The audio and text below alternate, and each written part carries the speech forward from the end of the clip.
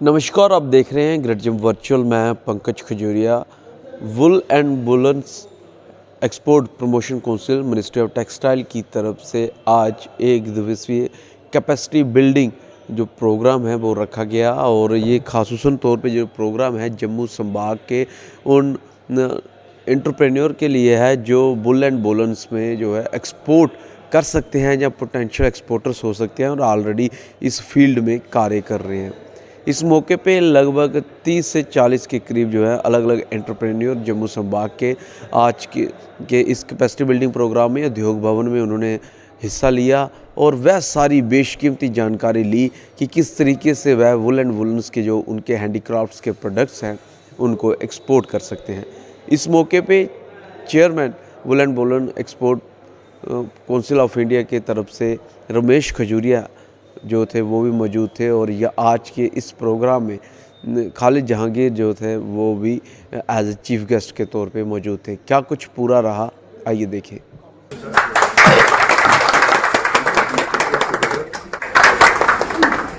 Helping Indian exporters in having presence in the international.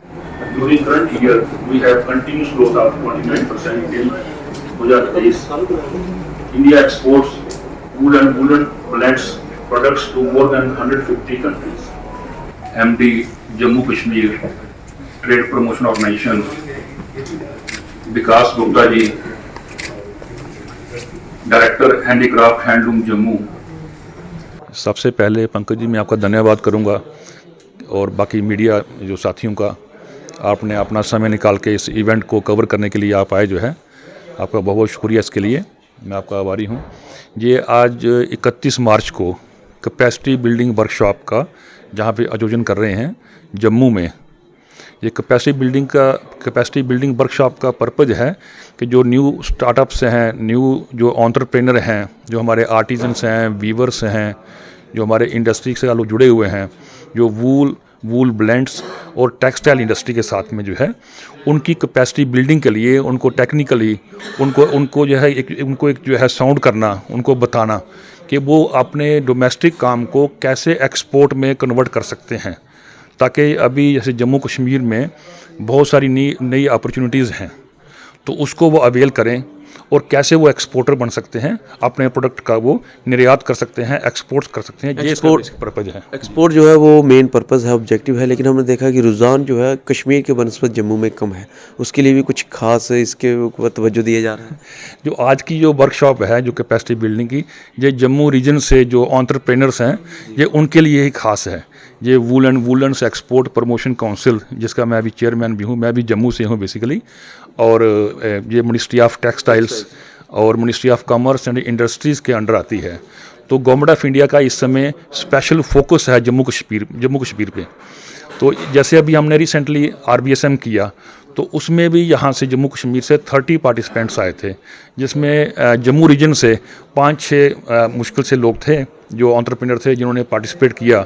तो हमारी ये कोशिश है कि इस कैपेसिटी बिल्डिंग के थ्रू जो हमारा जम्मू रीजन का जो हैंडीक्राफ्ट है, जो हमारी जो इंडस्ट्री है, जो हमारे न्यू स्टार्टअप्स हैं, वो इसको जो है जहाँ से सीख के जाएं, जहाँ पे उनकी जो कैपेसिटी बिल्डिंग जो है करेंगे कि वो एक्सपोर्टर बन सकें। G20 का जिक्र करें तो ऐसा लगता है कि एक एवेन्यू, एक अपॉर्चुनिटी भी क्रिएट की जा रही है इस मौके पे, और आप एक्सपोर्ट की बात कर रहे हैं तो एक्सपोर्ट में भी मदद होगी। तो G20 को किस तरीके से देखते हैं, इस कैपेसिटी बिल्डिंग वर्कशॉप को, एक्सपोर्ट को लेके?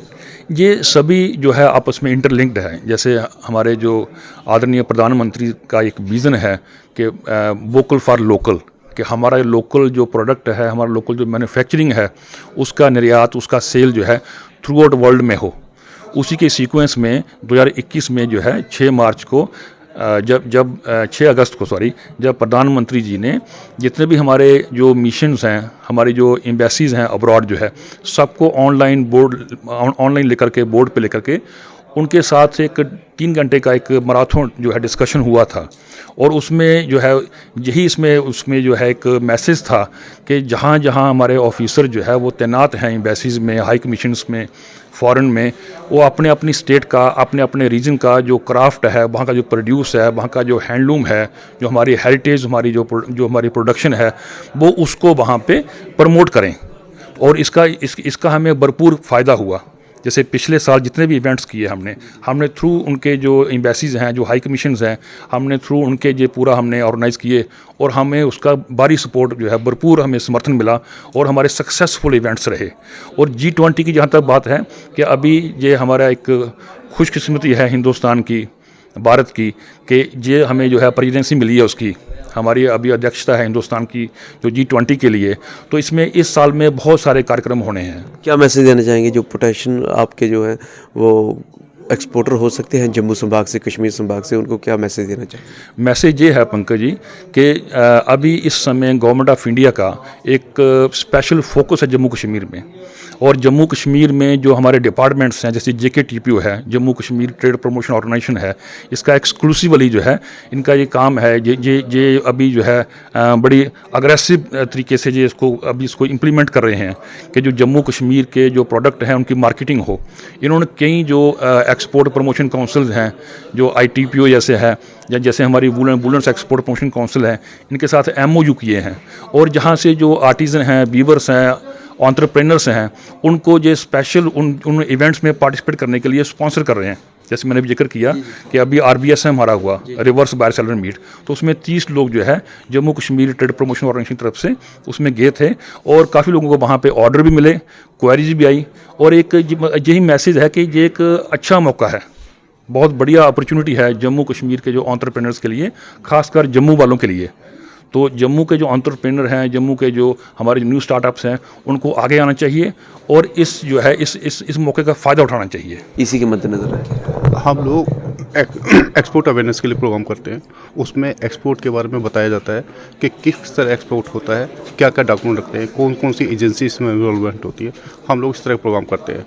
मेन हमारा होता है IC code, import export code number, कैसे इशू किया जाता है, कैसे आप उसको डॉक्यूमेंट लगाएंगे, क्या करना है, क्या तरीका, सब कुछ उसमें बताया जाता है। लेकिन आज हमारे पीयूष गोयल सर ने पॉलिसी लॉन्च की है 2023 की, तो उसमें नई स्कीम आई है, पुराने एक्सपोर्ट्स के लिए भी कोई कुछ खास है पॉलिसीज़ में, किस तरीके से जो है इसको लुभाना बनाने की कोशिश की जा रही है, खासकर रूरल वोकल फॉर लोकल को मद्देनजर? उसके लिए डिस्ट्रिक्ट एक्सपोर्ट हब, एक डिस्ट्रिक्ट एक प्रोडक्ट, वो वाली स्कीम है। उसमें हर डिस्ट्रिक्ट में उस प्रोडक्ट को बढ़ावा दिया जा रहा है, जिस प्रोडक्ट को जो डिस्ट्रिक्ट का प्रोडक्ट है उसको बढ़ावा दिया जा रहा है। और पुराने जो एक्सपोर्टर है उसके लिए 100% एग्जिम्प्ट किया गया है इंटरेस्ट को। अभी हम लोगों ने उसको स्टडी करेंगे, स्टडी करके फिर क्लियर कर देंगे कि क्या क्या नए पॉलिसी में क्या क्या चीज़ हैं।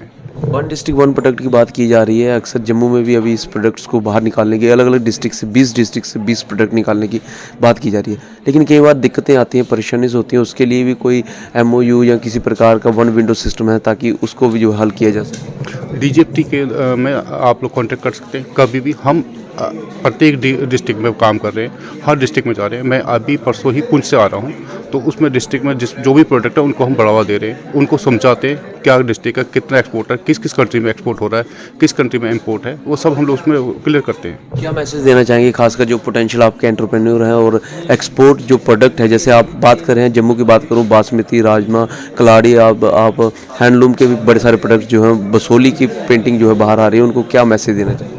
हम ये देखें, एक्सपोर्ट के साथ जुड़ना पड़ेगा। हम लोग लोकल बिजनेस करते हैं, लेकिन देश की उसके लिए हमको एक्सपोर्ट के लिए जुड़ना पड़ेगा। एक्सपोर्ट में कोई ऐसी वो परेशानी वाली बात नहीं है। हम लोग DGFT हमेशा तैयार है। किसी भी तरह आप मेरे को कभी भी रात में दिन में कॉल करो, DGFT ऑफिस हमेशा तैयार होता है। क्या डॉक्यूमेंट लगने, कैसे होगा, ऑनलाइन सिस्टम है, 100% ऑनलाइन है। किसी एजेंट या किसी उसके पास जाने की जरूरत नहीं है। सब कुछ हम अपने ऑनलाइन करके देते हैं। हमेशा आपकी हेल्प करने को तैयार रहते हैं। आज के इस कैपेसिटी बिल्डिंग प्रोग्राम में एजाज़ मोहम्मद जी व उनके साथी मेरे साथ हैं। ये पश्मीना में डील करते हैं और खासूसन बात यह है कि कश्मीर संभाग से नहीं, जम्मू संभाग से अब तैयारी जो है ये कर रहे हैं एक्सपोर्ट की। किस तरीके से जम्मू से पश्मीना जो है एक्सपोर्ट किया जाए, जानने की कोशिश करेंगे। मैं ज़रूर जानना चाहूँगा कि कितनी सालों से, कितने समय से आप जो है पश्मीना में डील कर रहे हैं जम्मू के अंदर? हम पिछले लगभग 15-16 साल से डील कर रहे हैं अपना पश्मीना में जम्मू से।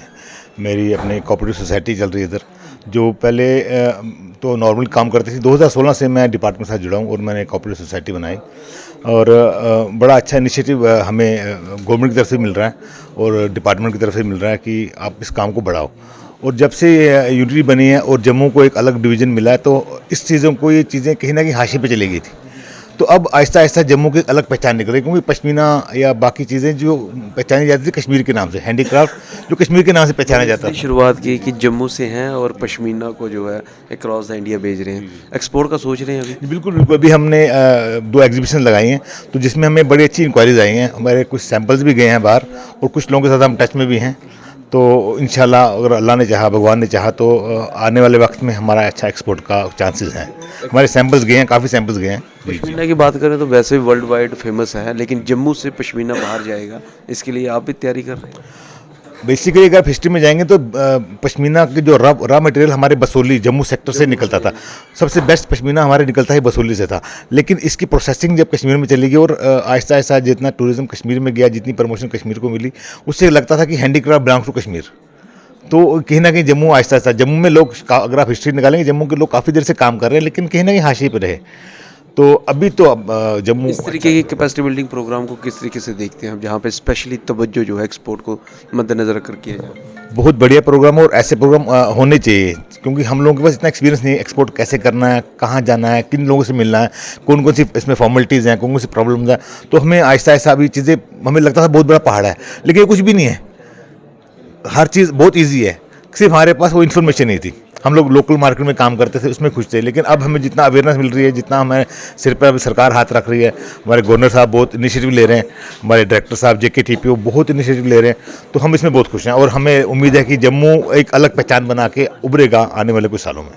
बहरहाल आपने देखा कि कैपेसिटी बिल्डिंग प्रोग्राम को लेके जो है वो इस समय सरकार भी गंभीर है। वह चाहते हैं कि G20 का जो प्रेसिडेंटशिप है इस समय भारत के पास है, उसका पूरा फ़ायदा लिया जाए और खासूसन तौर पे जम्मू कश्मीर के अलग अलग प्रोडक्ट्स उनको किस प्रकार से वर्ल्ड वाइड प्लेटफॉर्म के ऊपर जो है एक ख़ास तवज्जो मिले, उसकी पूरी कोशिश की जा रही है। कैपेसिटी बिल्डिंग प्रोग्राम का मेन ऑब्जेक्टिव भी यही था कि जम्मू संभाग से अलग अलग जो प्रोडक्ट्स हैं वुलन वुलन्स के, और वह सारे आर्टिस्ट और व्यूवर्स जो इसमें डील करते हैं उनको इस प्रकार का प्लेटफॉर्म प्रोवाइड करवाना जहां वो इन प्रोडक्ट्स को एक्सपोर्ट कर सकते हैं, जहां इकोनॉमिकली उनको फ़ायदा होगा, फाइनेंशियली वो मजबूत होंगे। वहीं दूसरी तरफ भारतवर्ष की बात करें तो भारतवर्ष का भी जो है वो नाम कहीं ना कहीं रोशन होगा कि यहाँ पे इस प्रकार के प्रोडक्ट्स पाए जाते हैं और वोकल फॉर लोकल के तहत ये सारी स्कीमें लॉन्च की जा रही हैं। बहरहाल आपकी क्या वैल्यूएबल राय है इस प्रकार के प्रोग्राम्स को लेकर, ज़रूर वैल्यूएबल राय कमेंट सेक्शन में रखिएगा। वीडियो को अधिक से लाइक व शेयर करना ना भूलिएगा। जुड़े रहें गृहजम वर्चुअल के साथ। कैमरा राकेश खजूरिया के साथ मैं पंकज खजूरिया। जय हिंद।